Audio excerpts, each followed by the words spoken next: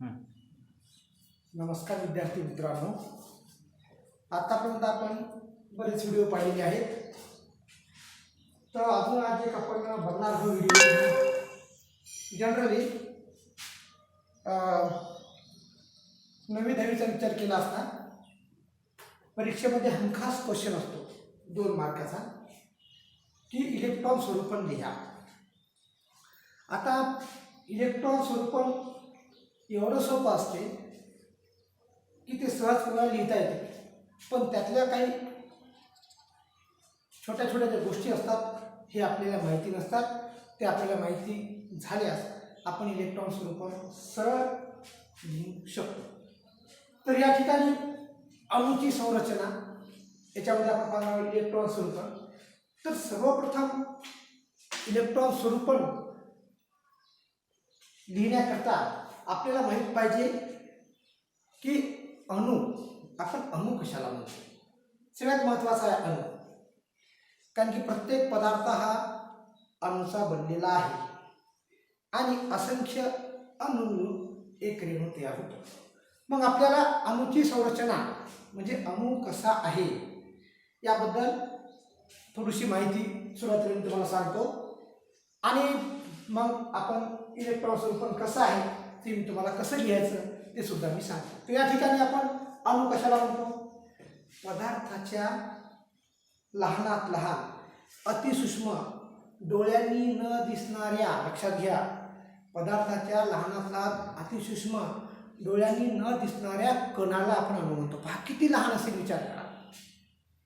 मी जर बघितला हा खडू, या खडूच्या या टोकावर मी समजा एक खडूचे काही कण घेतलेले आहे, याच्यामध्ये असंख्य अणू आहे, गिनती करता येणार नाही एवढे अणू आहे. म्हणजे अतिशय लहान, इतका लहान की तो आपण साध्या डोळ्यांनी सुद्धा पाहू शकत नाही, अशा लहानात लहान कणांना आपण अणू म्हणतो. आता विचार करा, इतका लहान असतो तो, इतका लहान असतो, आणि हा अणू, लक्षात घ्या, हा अणू 3 प्रकारच्या कणांनी बनलेला आहे. पहा, आधी इतका लहान की जो आपण साध्या डोळ्यांनी दिसत नाही, त्याला इलेक्ट्रॉन मायक्रोस्कोप खाली पाहावं लागते, आणि तो अणू 3 कणांनी बनलेला आहे. मग केंद्र आणि केंद्रकातील भाग मिळून अणू तयार होतो. अणू कसा तयार होतो, अणू पहा कसा तयार होतो, केंद्र व केंद्रकातील बाहेरील भाग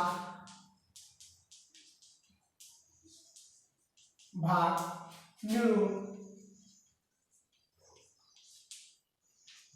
अणू तयार होतो. पालक अशा प्रकारे अणू तयार झाला. म्हणजे केंद्र, अणूमध्ये केंद्र असते, केंद्रक असते, आणि त्यावरील भाग मिळून हा अणू तयार होतो.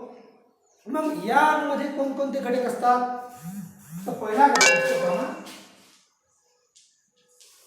प्रोटॉन. लक्षात घ्या, हा केंद्रकामध्ये असतो, आणि हा जो प्रोटॉन आहे याच्यावर धन विद्युत प्रभार असतो.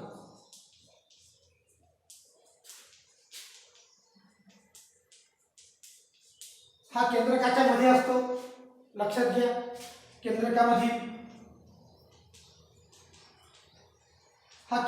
असतो प्रोटॉन, आणि याच्यावर धन विद्युत प्रभार असतो. या केंद्रकामधला दुसरा घटक तो आपल्याला सांगता येईल, न्यूट्रॉन. पहा, हा जो न्यूट्रॉन आहे हा रासायनिक दृष्ट्या उदासीन असतो. लक्षात घ्या, याच्यावर कुठल्याही प्रकारचा प्रभाव नसते, धनही नसते, ऋणही नसते. हा टोटली विद्युत प्रभाव रहित असतो, म्हणजे याच्यावर कुठल्याही प्रकारचा प्रभाव नसतो. रासायनिक दृष्ट्या हा उदासीन असतो, म्हणजे याच्यावर कुठल्याही प्रकारचा प्रभाव नसतो.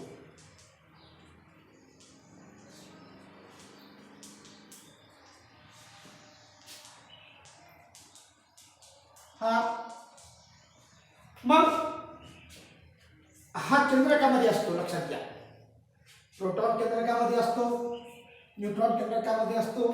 आणि तुम्हाला माहित आहे का न्यूट्रॉनचा शोध कधी लावला? न्यूट्रॉनचा शोध चॅडविक नावाचा चॅडविक नावाचा शास्त्रज्ञ होऊन गेला. या चॅडविकने या न्यूट्रॉनचा शोध लावला. पण हे दोन झाले केंद्रकामधले. याला आपण म्हणतो न्यूट्रॉन्स. लक्षात घ्या, परीक्षेमध्ये प्रश्न येतो न्यूट्रॉन्स कशाला म्हणतात? केंद्रकातील प्रोटॉन आणि न्यूट्रॉनच्या संख्येला आपण न्यूट्रॉन्स म्हणतो. व्याख्यात एखाद्या वेळेस न्यूट्रॉन कशाला म्हणतात? केंद्रकातील प्रोटॉन आणि न्यूट्रॉन यांच्या संख्येला आपण न्यूट्रॉन्स म्हणतो. हे झाले केंद्रकामध्ये घटक. आणि अणुमधला पहिला घटक प्रोटॉन आहे, दुसरा न्यूट्रॉन आहे, आणि तिसरा जो असतो त्याचं नाव आहे इलेक्ट्रॉन. आणि हे इलेक्ट्रॉन केंद्रकाभोवती वर्तुळाकार कक्षेमध्ये फिरत असतात. लक्षात घ्या, हे जे इलेक्ट्रॉन आहेत ना, हे त्या केंद्रकाभोवती वेगवेगळ्या कक्षा असतात वेगवेगळ्या, आणि त्या कक्षेमध्ये फिरत असतात. त्यांना आपण इलेक्ट्रॉन म्हणतो. आणि याच्यावर ऋण विद्युत प्रभार असतो.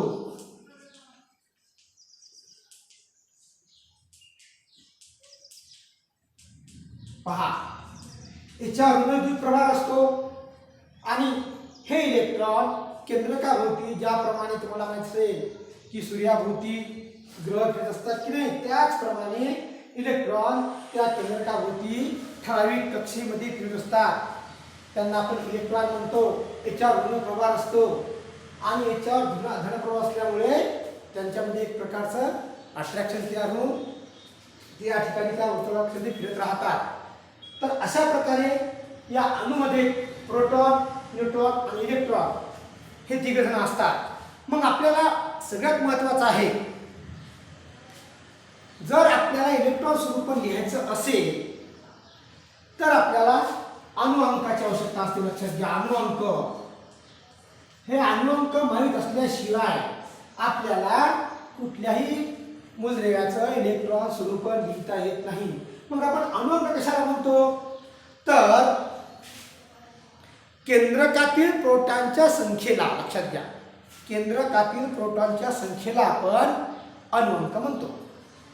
तर आपण इंग्रजी झेड या अक्षराने आपण दर्शवतो.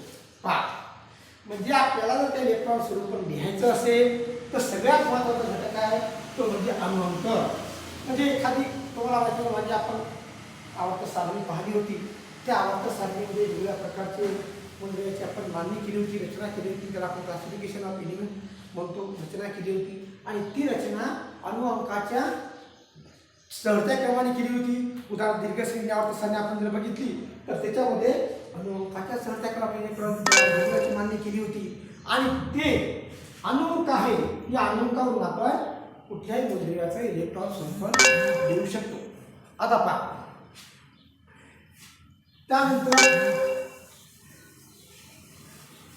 आता इलेक्ट्रॉन स्वरूपात जर आपल्याला एखाद्या मूलद्रव्याचं लिहायचं असेल तर त्या मूलद्रव्याच्या मध्ये पहिला केंद्रक असतो. लक्षात घ्या, पहिल्यांदा असतो केंद्रक, त्याला आपण केंद्रक म्हणतो. या केंद्रकामध्ये असते प्रोटॉन आणि न्यूट्रॉन. लक्षात घ्या, दोन घटक असतात, प्रोटॉन आणि न्यूट्रॉन.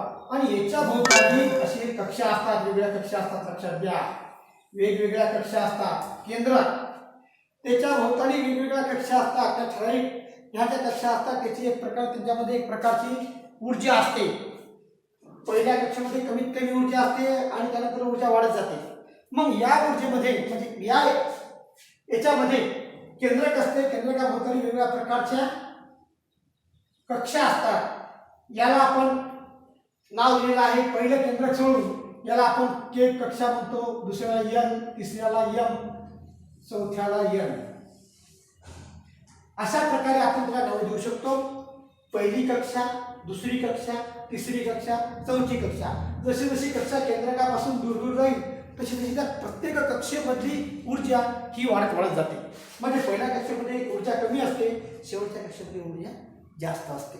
मग या ठिकाणी हे जे केंद्रक असते, मग या केंद्रकाच्या भोवताली हे इलेक्ट्रॉन वर्तुळाकार गतीने फिरत असतात. लक्षात घ्या, वर्तुळाकार गतीने फिरत असतात.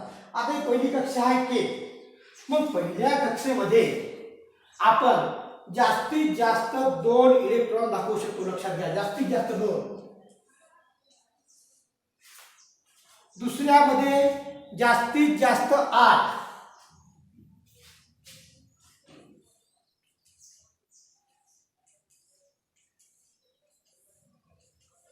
मग आता मी कसं काढलं,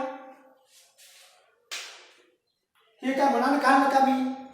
नाही. आता पहिल्या कक्षेमध्ये जास्तीत जास्त 2 इलेक्ट्रॉन असतात. तर कसं आपण ते बघू. याच्यासाठी एक सूत्र आहे, 2n चा वर्ग. लक्षात घ्या, हे एक सूत्र आहे. n म्हणजे number of cell. Number of sale.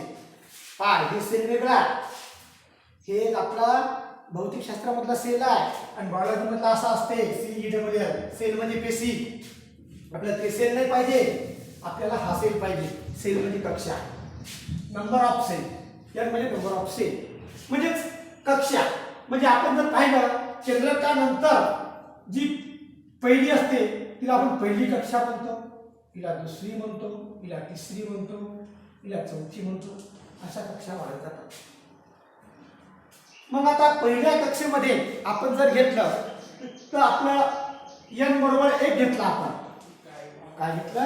n बरोबर 1. आपलं सूत्र आहे 2n चा वर्ग 2, नंबर ऑफ n बरोबर 1 चा वर्ग 1 चा वर्ग 1 म्हणजे 2. म्हणजे पहिल्या कक्षेमध्ये जास्तीत जास्त किती इलेक्ट्रॉन आले? 2. पहिली कक्षा. आता आपण दुसरी कक्षा घेऊ.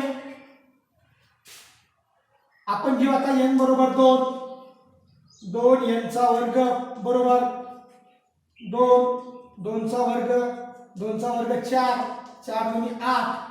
म्हणजे दुसऱ्या कक्षेमध्ये 8 इलेक्ट्रॉन आले. म्हणजे मग दुसऱ्या कक्षेमध्ये आपण जास्तीत जास्त 8 इलेक्ट्रॉन घेऊ शकतो.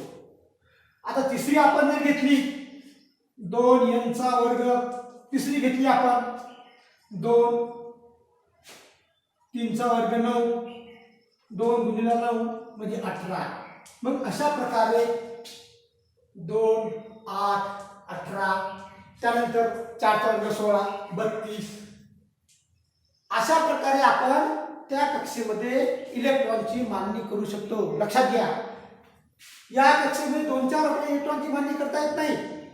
याच्यामध्ये 8 च्या वर नाही, 18 च्या वर नाही, 32 च्या वर नाही. म्हणजेच आपल्याला अशा प्रकारे पहिल्या कक्षेमध्ये किती इलेक्ट्रॉन, दुसऱ्यामध्ये किती, तिसऱ्यामध्ये किती, चौथ्यामध्ये किती अशी इलेक्ट्रॉनची मांडणी करून आपल्याला त्या ठिकाणी इलेक्ट्रॉन स्वरूपात कुठल्याही मूलद्रव्याचं लिहिता येते. आता आपण उदाहरण पाहू. हे समजून एवढं. आता उदाहरण पाहू.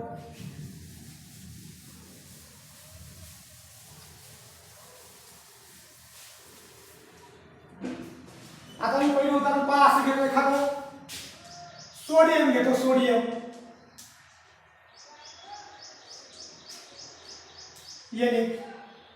याचा अणुक्रमांक आहे 11. याचा अणुक्रमांक किती आहे? 11. मग आता याचं आपल्याला इलेक्ट्रॉन स्वरूपात पाहायचं आहे, किंवा याच्यामध्ये आपले इलेक्ट्रॉन कसे असतात. तर लक्ष द्या, पहिले जे असते याला आपण केंद्रक म्हणतो. याच्यामध्ये प्रोटॉन असतात, न्यूट्रॉन असतात. न्यूट्रॉन म्हणजे प्रोटॉनच्या कुठल्याही प्रकारचा प्रभाव असते, प्रोटॉन पॉझिटिव्ह प्रकारचा प्रभाव असतो. मग या ठिकाणी हे झालं आपलं केंद्र.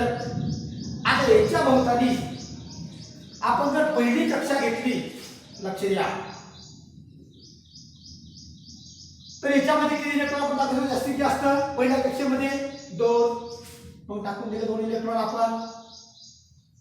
झालं. आता दुसरी कक्षा घेऊ आपण.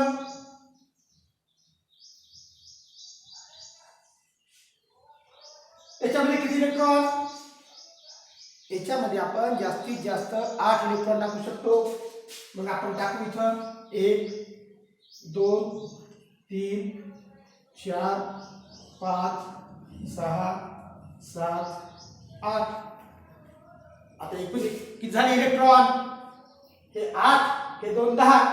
आता तिसरी कक्षा तिसऱ्या कक्षेमध्ये आपण एकूण टाकू शकतो 18 इलेक्ट्रॉन, बरोबर आहे. पहिल्यामध्ये 2, दुसऱ्यामध्ये 8, तिसऱ्यामध्ये 18. पण आपल्याला शिल्लक किती आहे? हे 2 आणि 8 10. मग 11 मधून 10 गेले, किती राहिला? 1. मग शेवटच्या कक्षेमध्ये आपण 1 इलेक्ट्रॉन टाकू शकतो. पहा, लक्ष द्या की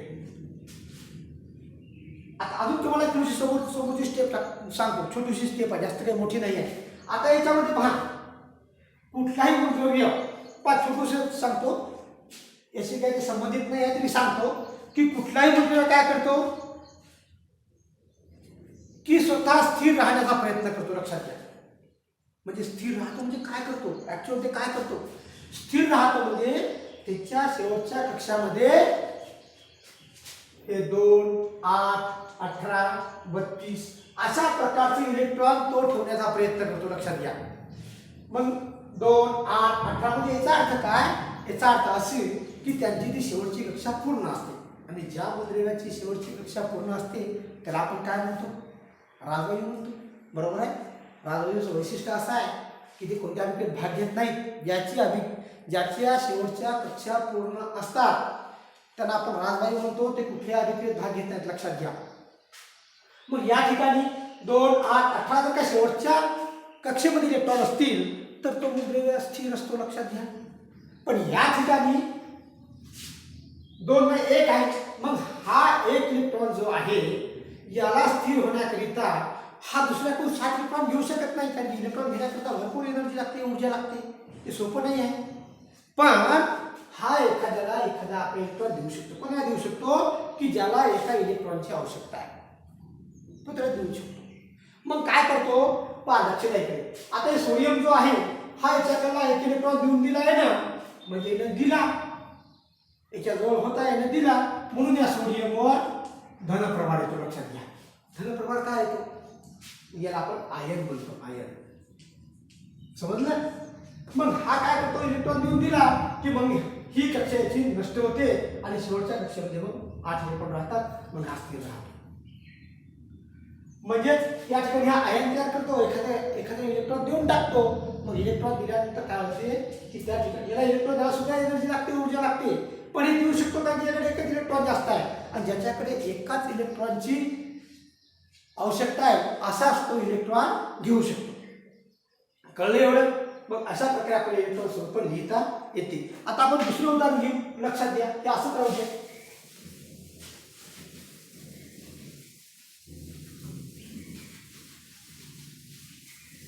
दुसरं उदाहरण घेऊ. मी सोपं उदाहरण घेतो दुसरं.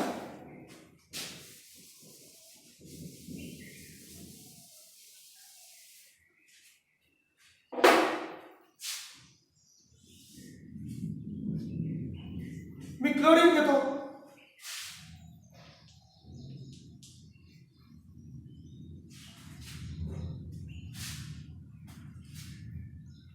दुसरं एखादं क्लोरीन पेक्षा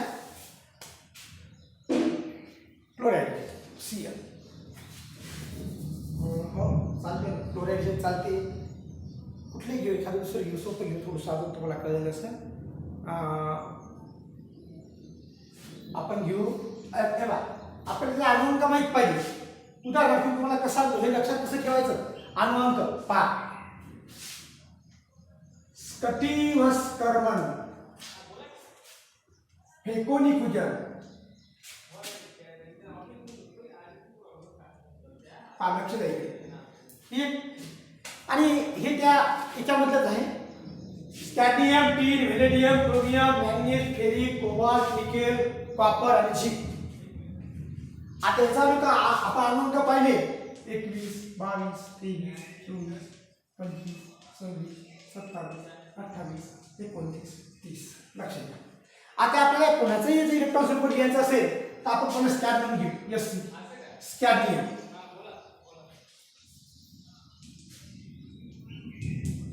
स्कॅडमियम याचा अणुअंक किती आहे? 21, बरोबर आहे.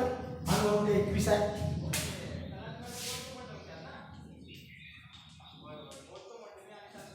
आहे. मग आता पहा काय होईल.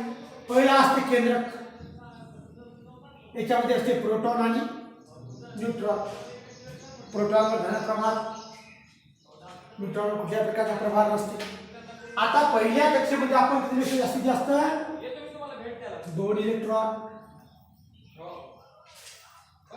दुसऱ्यामध्ये किती लिहू शकतो आपण? 8 इलेक्ट्रॉन.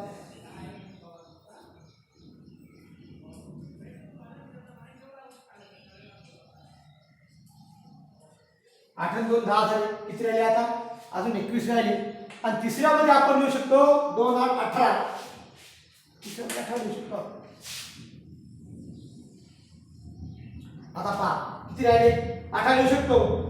त्या ठिकाणी 10 झाले म्हणजे आपल्याला 11 लिहायला लागते. 11 1 2 3 4 5 6 7 8 9 10 11. अशा प्रकारे आपल्याला कुठल्याही मूलद्रव्याचं इलेक्ट्रॉन स्वरूपात लिहिता आलं पाहिजे. तुम्हाला प्रॅक्टिससाठी या ठिकाणी हे तुम्ही लिहून घेऊ शकता. स्कटी वस्करमन फेकोनी पूजन पहा किती सोपा आहे. स्कॅनियम 3 radium chromium manganese ferric cobalt nickel copper zinc असा अजून एक फॅमिली आहे आपल्याजवळ. Fluorine chlorine bromine iodine. Electron स्वरूपात सोपा आहे. म्हणजे अणुअंक 9 17 35 53 लिहिता येते आपल्याला. असंच क्लोरीनचं आपण जर केलं क्लोरीन त्या ठिकाणी पहा 17 आहे. मी आता क्लोरीनचं करतो. मी Cl घेतो. Cl अणुअंक आहे 17. मग आता मला अंकात सुद्धा लिहिता येते. लक्षात घ्या अंकात सुद्धा इलेक्ट्रॉन स्वरूपात लिहिता येते. कसं पहा. अणुअंक 17 आहे. पहिल्यामध्ये जास्तीत जास्त 2 इलेक्ट्रॉन. दुसऱ्यामध्ये जास्तीत जास्त 8. तिसऱ्यामध्ये जास्तीत जास्त 7. पहा मग अशा वेळेस पहा काय या ठिकाणी पहा टेबल काढलेला 2 8 7 शेवटच्या कक्षेमधील 7 इलेक्ट्रॉन आले. मग याला स्थिर होण्याकरता एक तर 7 ही कोणाला द्यावं लागते की ज्याला 7ची आवश्यकता आहे त्याला द्यावं लागेल. नाही तर याला घ्यावं लागेल. याला घ्यावं लागेल. मग जर का हा इलेक्ट्रॉन घेत असेल लक्षात घ्या हा इलेक्ट्रॉन घेत असेल तर याने जर एक इलेक्ट्रॉन दुसऱ्याकडून घेतला तर त्या ठिकाणी 2 8 7 होईल. म्हणजे याला इलेक्ट्रॉन 2 8 8 होईल. याने जर कोणाकडून इलेक्ट्रॉन घेतला असेल तर 2 8 8 होईल. मग अशाच काय करतो हा दुसऱ्याकडून कोणाकडून तरी एक इलेक्ट्रॉन घेतो आणि याची काय करतो शेवटची कक्षा पूर्ण करतो आणि तो स्थिर होतो. आणि म्हणून यानं इलेक्ट्रॉन घेतल्यामुळे त्याच्यावर ऋणविद्युत प्रभार येतो. लक्षात घ्या आपण पाहिलं की या ठिकाणी सोडियम आहे. या ठिकाणी 2 8 1 आहे. मग याने जर कोणाला इलेक्ट्रॉन दिला असेल एक इलेक्ट्रॉन दिला गमावला तर याच्यावर याने पॉझिटिव्ह चार्ज येतो. याने एक इलेक्ट्रॉन घेतला लक्षात घ्या यानं प्लस इलेक्ट्रॉन एक घेतला तर याच्यावर ऋणविद्युत प्रभार येतो.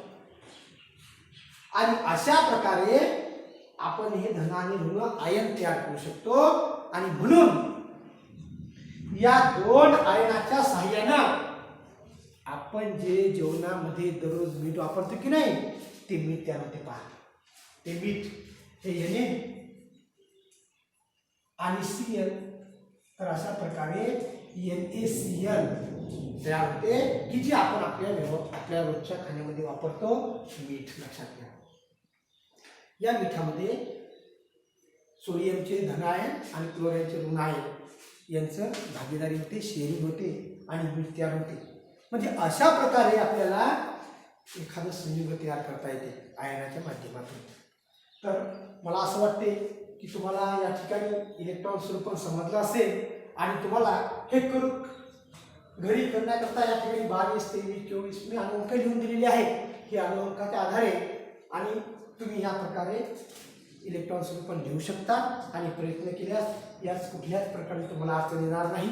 फक्त लक्षात ठेवायचं की पहिलं जे केंद्रका असते पहिली जी कक्षा असते त्याच्यामध्ये एक कक्षा आपण त्याला म्हणतो त्याच्यामध्ये 2 दुसऱ्यामध्ये 8 18 अशा प्रकारची संख्या वाढत जातात आणि हिला एकच फॉर्म्युला आहे 2n चा वर्ग. n म्हणजे नंबर ऑफ सेल. मग या ठिकाणी पहिली आहे की दुसरी आहे की तिसरी आहे की चौथी आहे असं आपल्याला 115 ही मूल्यांचं इलेक्ट्रॉन स्वरूपात लिहिता येते किंवा काढता येते. या ठिकाणी आपण इथं थांबून जाऊ.